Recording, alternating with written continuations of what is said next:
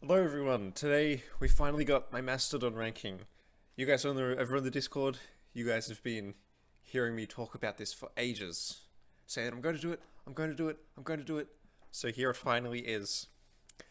8 albums, all of them at worst, I'd still give like a 7 out of 10. And at best, some of my favorite albums ever made. Especially number one, but like, we'll get there, we'll get there. So, Mastodon is a band that actually took a fair while to click with me, you know? I started with Crack the Skye, then Leviathan, then I listened to Remission, the Blood Mountain, then I finished the discography, and I was like, nah, I don't quite get it yet. But as soon as I listened to Crack the Skye a second time, I was obsessed, dude. Just absolutely obsessed. So, now we come to the actual ranking, and in last place is what most people seem to have last? The Hunter. Now, even though it is last, it does have some pretty solid songs, like the title track and Curl of the Bell. It's also got what I would consider the worst Mastodon song ever, and that is The Creature Lives. It's just so over the top and corny, and it honest to God sounds like something you would hear at the end of a Disney movie, like when the villain is dead and blah blah blah. I remember when I last listened to this album and that track came on, I was just like, no, this sucks, guys. What are you doing? And of course, back in 2011, when it came out, it was a complete backflip from Crack the Skye, and the fans were mad, which does make sense.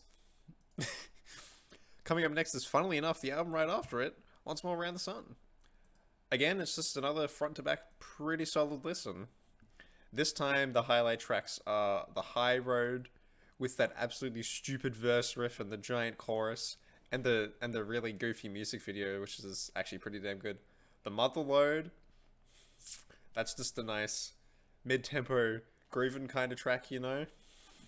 Chimes at Midnight is a good one, and the title track is pretty solid as well. And I must say, it's definitely one of their better artworks. And that is something that Mastodon consistently nails. All of their artworks are fantastic. And we will be getting to some more big ones like this. Because you know me, normally when I'm looking for arts, I tend to just like find the square one. But for like almost all of these, I found these really beautiful PC wallpapers. And here we go. This next spot is going to get me lynched by fans of early Mastodon. Number 6 is Blood Mountain. I'm sorry, guys. I just don't get it. I don't get it. Straight off the bat, it opens with the wolf is loose. That track is just insane. It's just a 3-minute kick in the face. It comes in and it gets out. That song is excellent. And then the Sleeping Giant, which is the complete opposite. Just a really chilled out slow song. And that song is gorgeous, dude. Once again, it's a song that had a music video, and the repeating guitar melody that's like soaked in delay and reverb is so pretty. But yeah, outside of that, Blood Mountain doesn't do too much for me. But I must say it is a bit more consistently good than these two. But as soon as they hit Crack the Skye, man, it's a whole different band.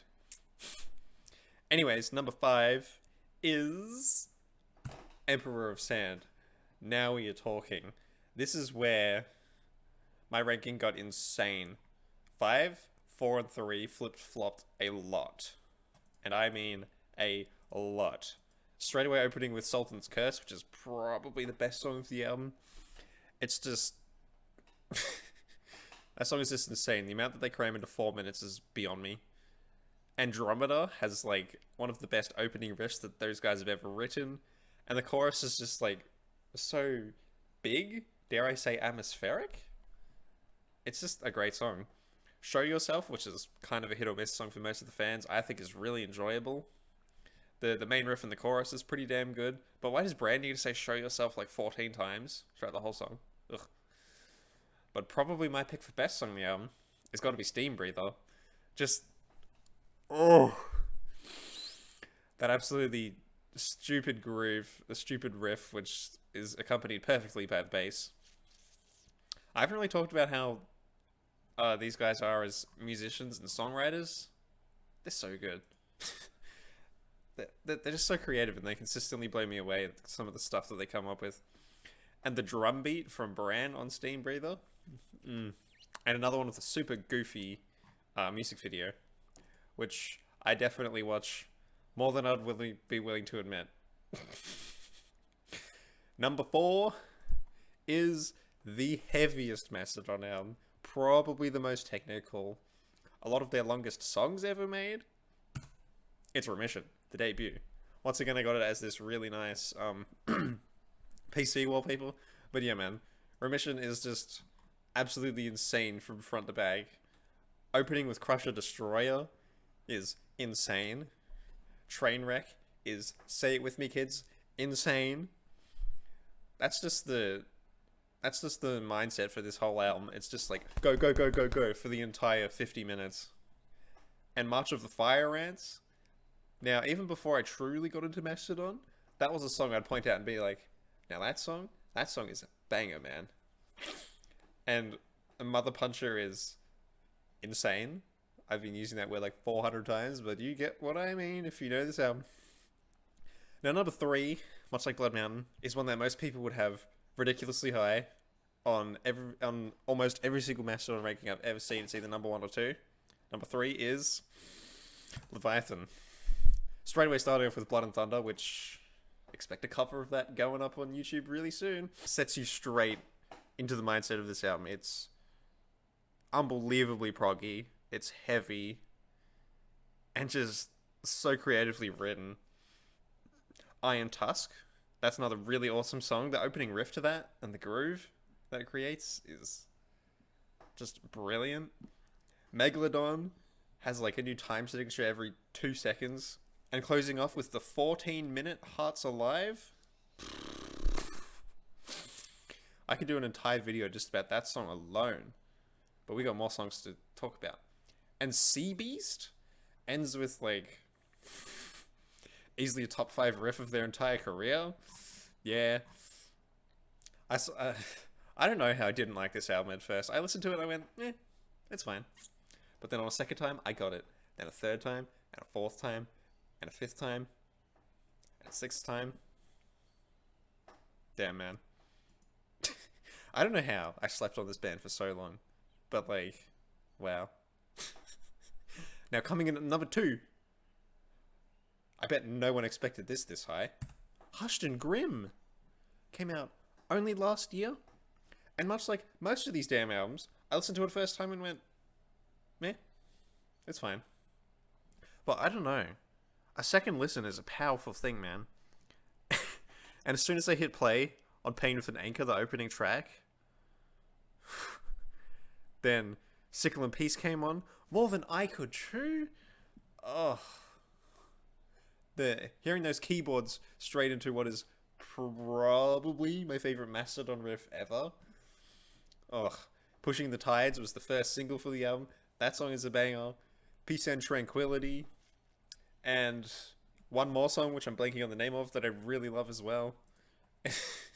Even though it's 15 tracks and an hour and 30 minutes, it goes by so quickly. It feels like only 1 hour, not 90 minutes. Hushed and Grim, on my 3rd or 4th listen, I was damn near debating putting it over number 1.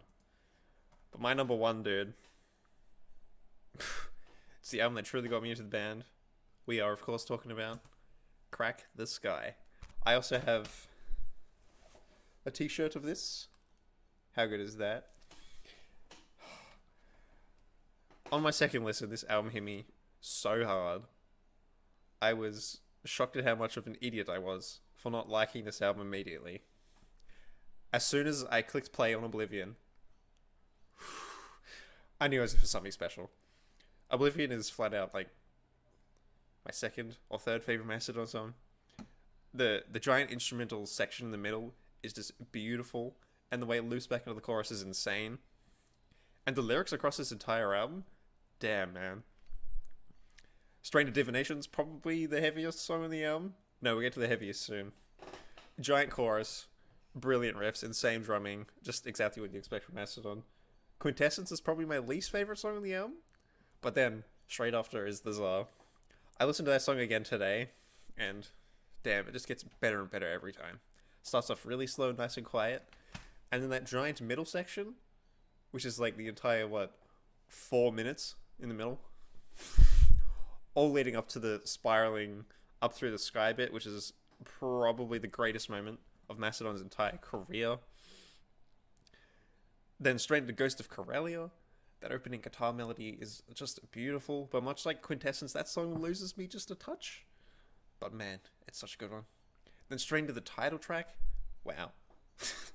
Another banger, man. 6 for 6 so far. I don't even know what to say at this point, man. But then, the best Mastodon track, The Last Baron. I also just covered this one the other week. Please go and watch it. I worked so hard on learning that song. That song is just beautiful the whole way, man. And when you look into the lyrics and like all the background surrounding this album, it just makes it that much more powerful, you know? And as always, a fantastic artwork. And just look at the back of that CD. It's beautiful. I even got like... Oh, come on, you little bitch. I even got this artwork. Look at that. It's just insane. Yeah, Crack the Skye will always be my number one. While the rest of this list was insane to order, there's no denying it, man. Crack the Skye is just brilliant. And it's probably in my top 10 albums of all time at this point. And on that note, I will be making a top 10 albums of all time video. A second one, because my list has changed a lot. So guys, I hope you liked the video. Share your Mastodon ranking below, and I'll see you in the next one.